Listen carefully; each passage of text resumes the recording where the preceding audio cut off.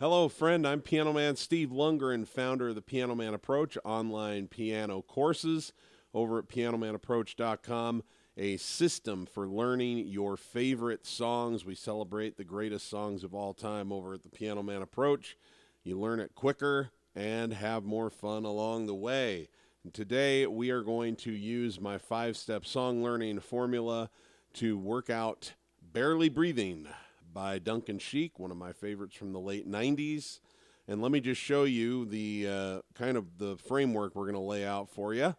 It's going to, by the end of this, you're going to know how to do something along these lines.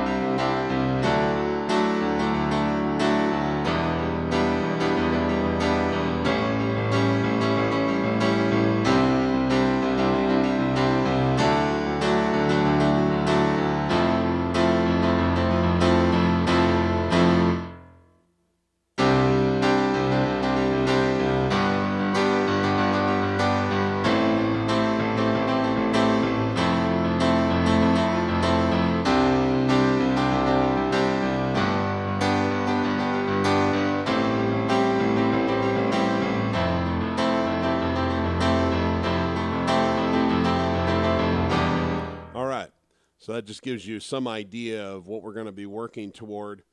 It's a great tune. I have the lyrics and the chords down in the video description for you. You can also, if you have another resource that you like to use for those, maybe you use Ultimate Guitar Tabs, maybe you get sheet music through howleonard.com or any number of different apps, but that's up to you. We use guitar chords because the foundation of the Piano Man approach is that I discovered a long time ago that it felt like you had to be a virtuoso to actually make any good music on a piano, but I was watching all these folks that were mediocre musicians at best make all kinds of great music on acoustic guitars, and I wondered if there was a way to do the same thing, and what I found was, yes, there is.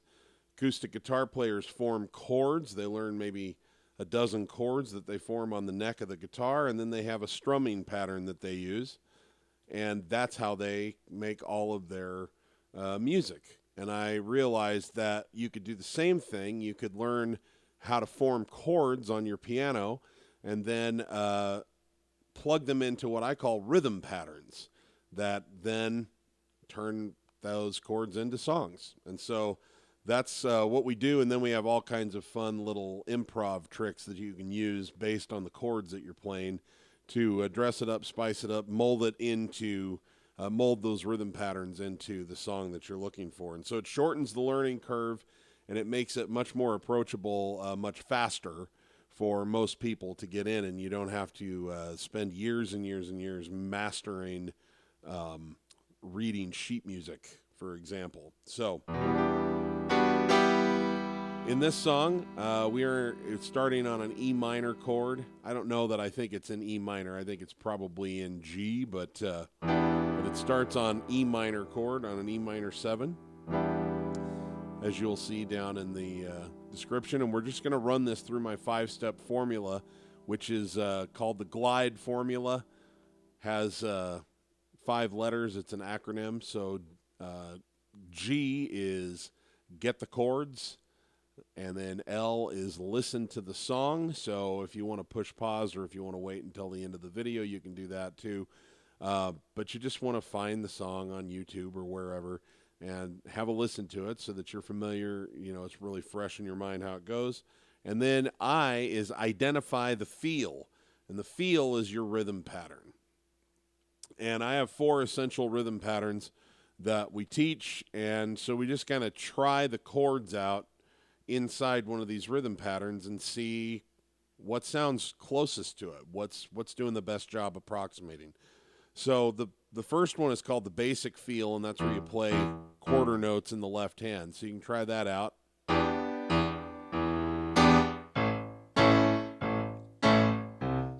And we're just going to come down on beats 2 and 4 here in the right hand on a chord. So you try it. I know what you're doing, see it all too clear. I only taste the saline when I kiss away your tears. You really had me going. It's a little choppy. Doesn't really sound right. It kind of works, but it doesn't sound right. Then the next one we could try is the country feel, and that's where you're playing the root of the chord, and then you're alternating between that and the 5. So the 5 of an E minor is 1, 2, 3, 4, 5. B. So you're going like this. And you're doing a chord in between. 1. I'm pretty sure this isn't right either, but let's just see how it works. I know what you're doing, see it all too clear. I only taste the saline when I kiss away your tears. Yeah, no, that's probably not going to work. So we know we can rule those out. The fourth one is called the waltz feel, which is for songs with 3 beats per measure instead of 4. So we can rule that out because this has definitely got either 2 or 4 beats per measure, depending on how you count it. So that leaves us with what I call the syncopated feel or the heartbeat feel. And that's where we throw a little syncopation into the left hand, and it sounds kind of like a heartbeat. Thump, thump, thump, thump, thump, thump, thump, thump, thump, thump, thump. So like 1 and 3 and 4 and 1 and 2 and 3 and 4 and 1 and 2 and 3 and 4 and 1. And for the sake of getting started, we're just going to play quarter notes in the right hand over the top of it.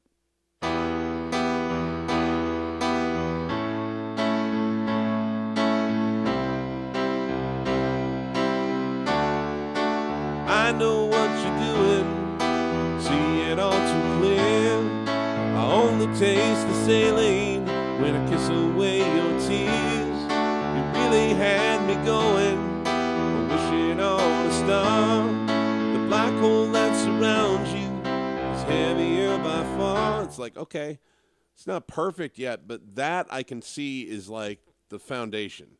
That's the fundamental. So we're going to start there with that essential feel, the heartbeat feel. And then the next thing is D, which is drill it down. And what that means is that you just want to get those chords under your fingers, okay? You don't want to try to do anything interesting or spicy with it yet. You just kind of want to get the chord changes under your hands, playing that rhythm pattern, so that when you start engaging your brain on licks, fills, and modifications to the rhythm pattern, that's where your brain energy can go. You're not thinking about, oh, I'm going from an E minor to an A7, and then I'm going to a C. You know, you don't want to be thinking like that. So we just kind of take this and go like E minor,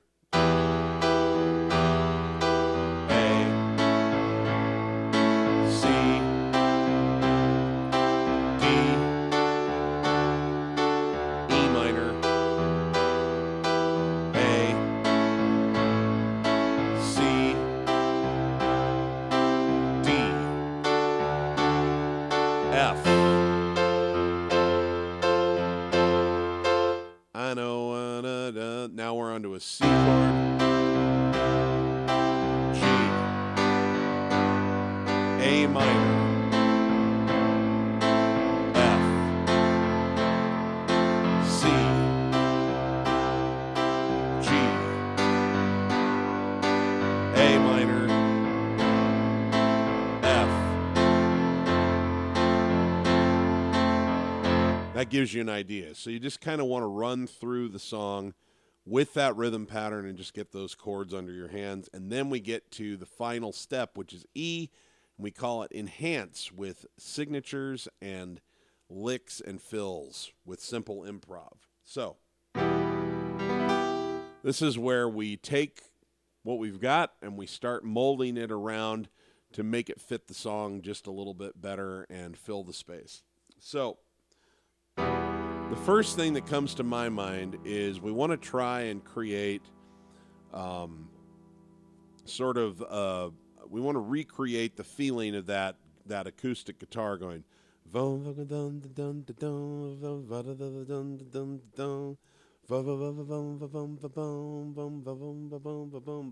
Right? And so what I'm thinking is we can use a technique that I like to use in my improv called toggling. That's where you can take a chord and you play the top part of the chord. You play, like, say, if there's 3 notes in the chord, you play the top 2 notes with the fingers on your hand, and then you toggle back and forth with the thumb.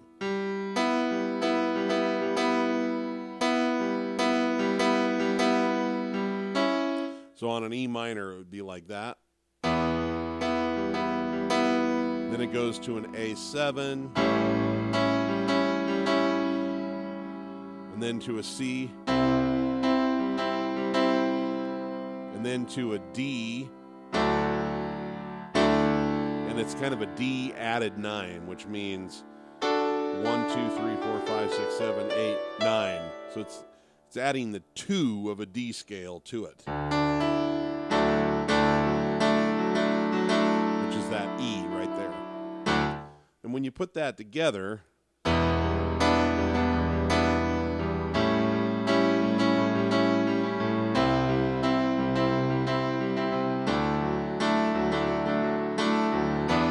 and so the pattern that I came up with that I thought sounded maybe it's not an exact replica rhythmically of what he's doing on the guitar, but that I thought kind of held it together was to go.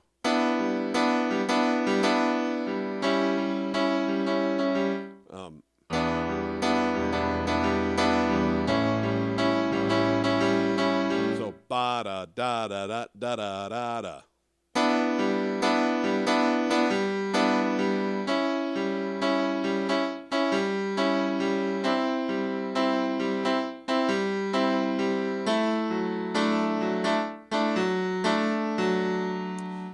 You don't have to do that. I'm just giving you a suggestion. That's but anything that you wanted to do, any rhythm you come up with through toggling that sounds good to you. But to me, that was nice and full, and it kind of, to me, approximated the feeling of somebody strumming an acoustic guitar.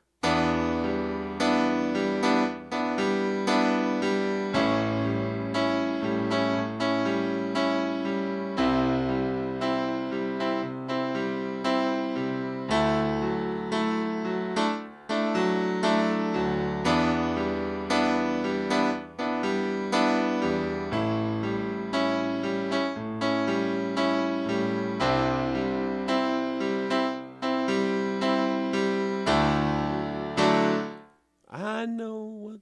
When you get that up to speed, and by the way, down here on this opening riff, I'm just kind of playing whole notes with my left hand, right? But I might throw in that heartbeat with just my thumb. So like.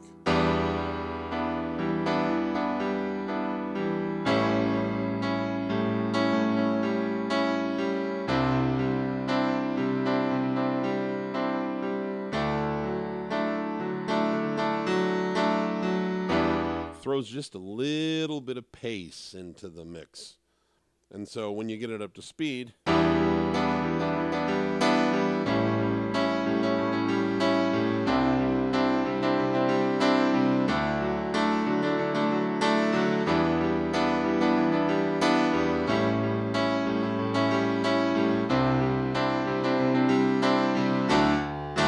I know what you're doing. And now it's a matter of just continuing that same thing with your right hand. But now we can move our left hand down and play octaves down here. Because when you spread your hands out, you create a bigger sound. So we come down here and we're just fully into the...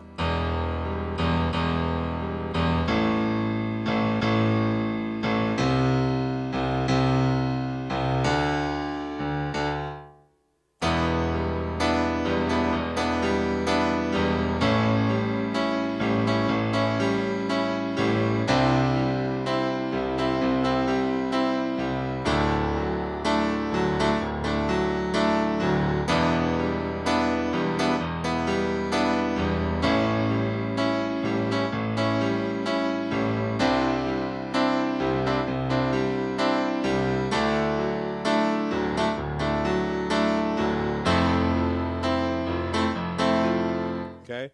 So when you get that up to speed,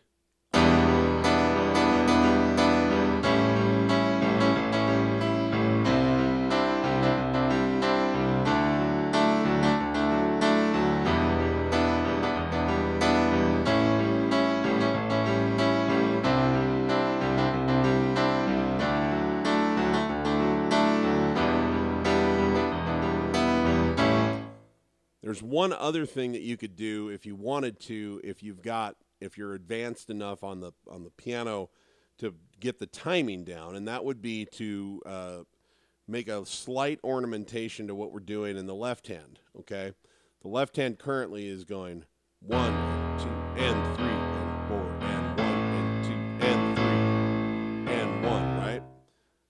If you wanted to throw an extra little beat to go 1. 1E and a 2E and a 3E and a 4E and a 1 up and 1 up. So it comes out as like 1 up and 3 up and 1 up and 3 up. 1E and a 2E and a 3E and a 4E and a 1E and a 2E and a 3E and a 4E and when you get that extra little bounce in there,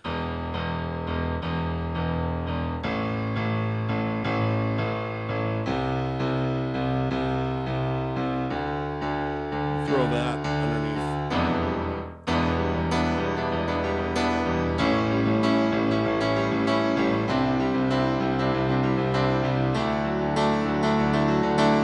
Let me play the two hands together kind of slow so you can see how they fit together. Let me see here.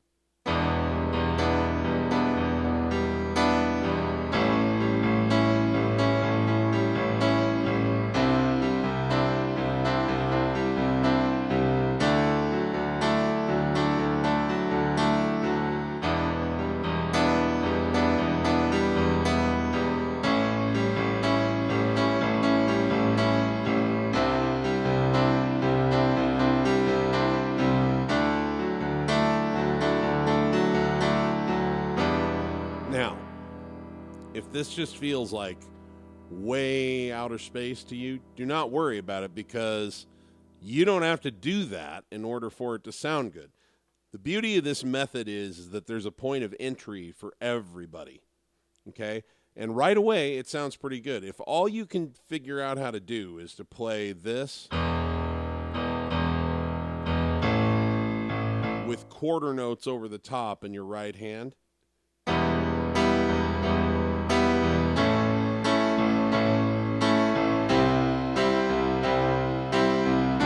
already sound pretty good. I know what you're doing, see it all too clear. I only taste the saline when I kiss away your tears. You really had me going, wishing on a star. Right? And then maybe the next step for you would just be to do some toggling, but not even to try to do anything that sophisticated. Just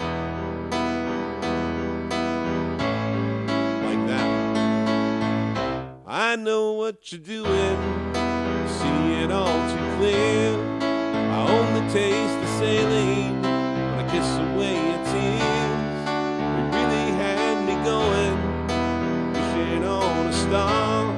The black hole that surrounds you is heavier by far. So, it sounds good right out of the gate, and then every little nuance you add to it makes it sound better and fuller and more interesting, but you don't start out with nothing, right? You start out with something that's already pretty credible. So I'm just showing you some of the more advanced nuances that you could get into if you've got the practice reps in to be there.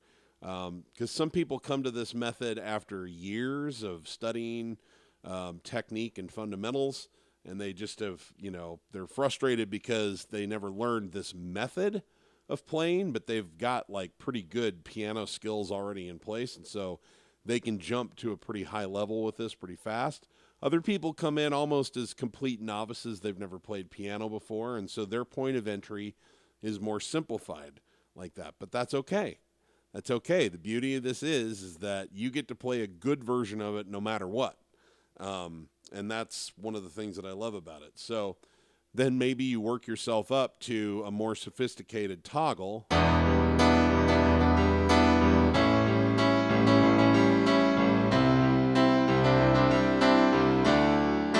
I know what you're doing, see it all too clear.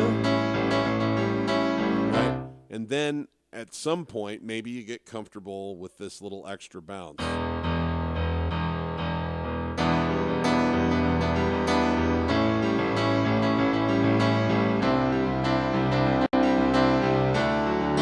I know what you're doing, see it all too clear. I only taste the saline, kiss away your tears.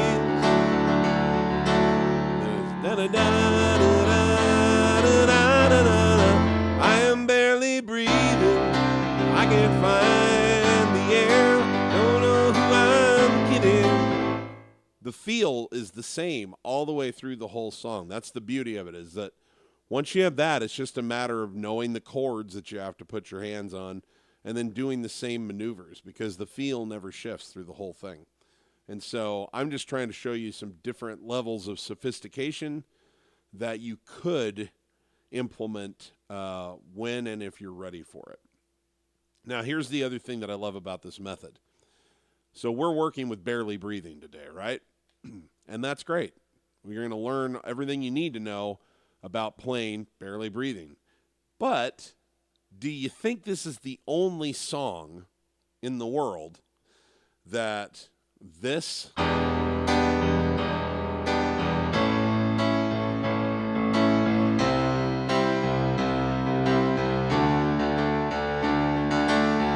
any of the techniques that we're doing here are transferable to hundreds and hundreds and hundreds of other songs?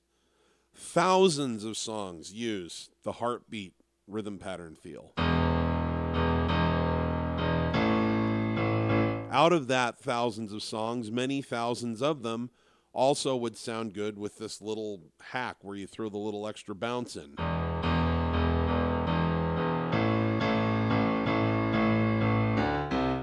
This toggling method,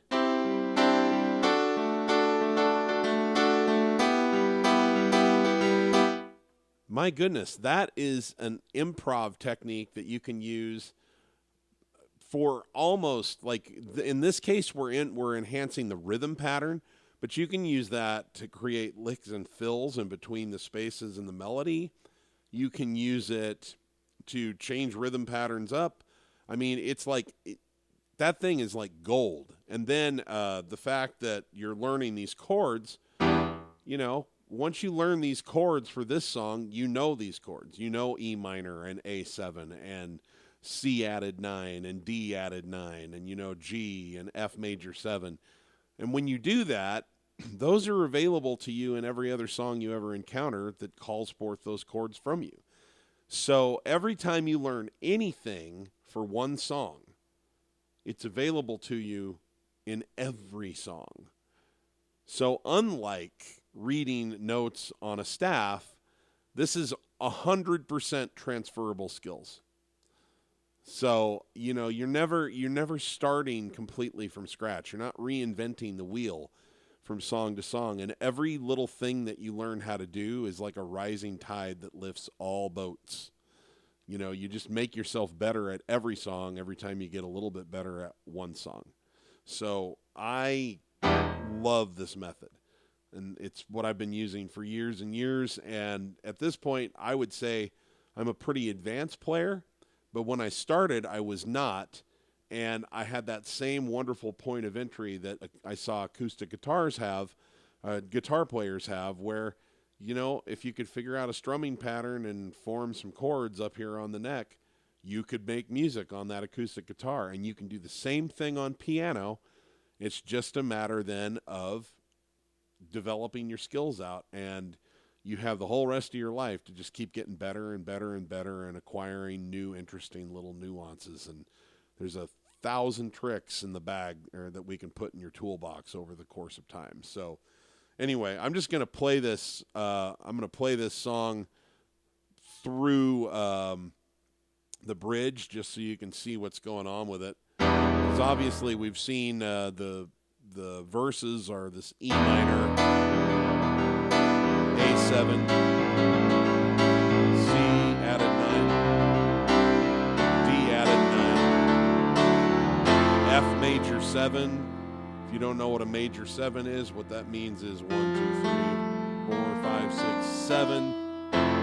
Most of the time when you see a 7 listed on a chord, it's going to tell you to take that note and flat it. But if it says MAJ in front of it, major 7, it means play it just like that, right there. It creates that airy-fairy noise, that kind of quality to the chord.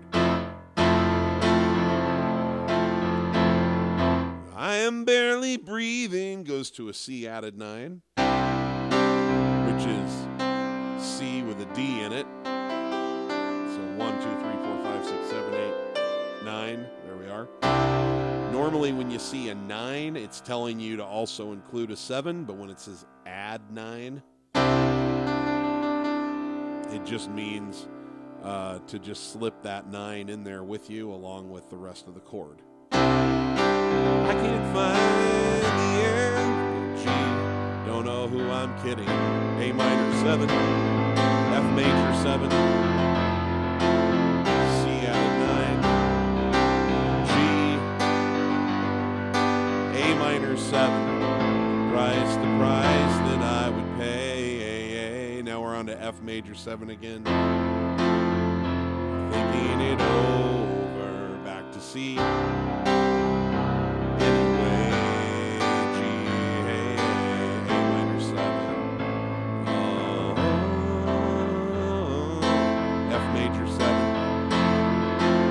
Then it kind of changes up a little bit. It goes to a D chord. Come to find A minor 7. Da-da-da-da. Then C added 9. Changing mind. And then it goes to a G minor 7, which is really off the beaten path from the key signature. So it's kind of a fun little place to go with it. G major or G minor 7 means you're playing a minor chord, which is that lowered third from here to here. And then you take your 7, 1, 2, 3, 4, 5, 6, 7, and you flat it. There you go. Friends of foe. And back to D. Rise above. A minor, fall below. C added 9. Every time, G minor. Come and go. Please don't come and go. F major 7. Then you're right back to I am barely breathing. Now, what you will find is that sometimes you'll create like a toggling pattern for yourself, like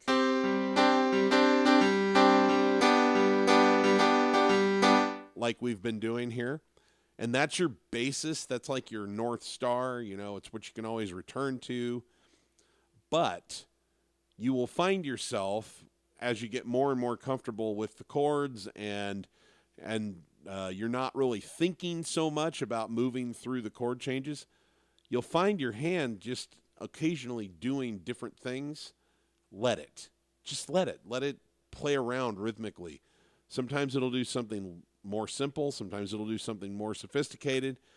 You don't have to be a drone. You don't have to be a machine and just stick to.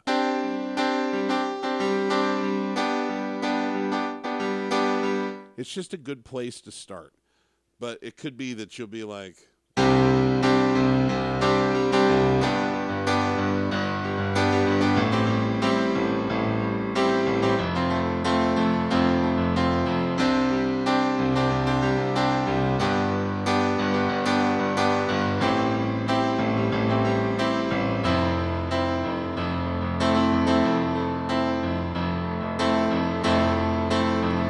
what do all of these things have in common? This is what I want you to really take home from this. That's really important to this method. My left hand is solid as a rock with its part. Okay? My left hand is the drum kit and the bass guitar, okay? So it is got the tempo, and it's locked in on a steady tempo, and it is holding this thing together rhythmically so that my right hand is free to do different kinds of things, but it doesn't change the underlying rhythmic structure of the song because that's handled by my left hand. So as long as you can get your left hand really, really sturdy, whether you're just doing the typical heartbeat or the extra bounce,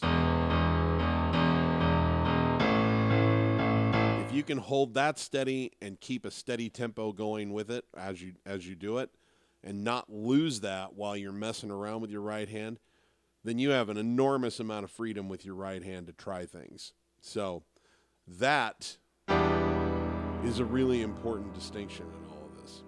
So anyway, I hope that what I've done here more than anything else, if you're an absolute brand new piano player, you might be thinking, I don't know that I can really play this yet. Probably true, but what I'm hoping I'm able to inspire in you is a whole different way of looking at the piano, a whole different way of approaching the piano, because you need to learn a few simple tools. You got to learn your major and your minor chords. You got to master, playing a few rhythm patterns. But once that's in place, now you can use that fundamental knowledge to play almost any song that you want. And so I don't want to just show you note for note how to play Barely Breathing. I want to show you a system that you can use to play Barely Breathing and hundreds and hundreds and hundreds and hundreds of other songs that you love, because that's teaching you how to feed yourself. It's not just giving you a fish so that you can eat for tonight. It's teaching you how to fish so that you can feed yourself for a lifetime. That's what this method's done for me. It's why I've been able to play thousands of gigs over the years. And it's why I have the wonderful opportunity through this YouTube platform to reach thousands of people around the world, and have had folks from over 60 countries buy my piano course over at the Piano Man Approach, where we teach all of this fundamental information through my crash course and other educational products. So, and I would also encourage you, if you want to go a little deeper with the method, to take advantage of my free mini course, which is down in the description area. There's a link to it. And it's my Song Learning Blueprint mini course, absolutely free. There's no, put your credit card in or anything like that. And learn more about this method. Learn more about how to empower yourself to play all the songs that you love, because that's really where the great joy in making music comes from anyway. So anyway, I'm going to get out of here for now, but I hope that I have changed your perspective about music, given you something actionable and useful that you can take with you on this song, and hopefully with every other song that you might want to try to play. Thank you for tuning in, and remember, if you're not having fun when you're making music, you're doing it wrong. Take care, guys.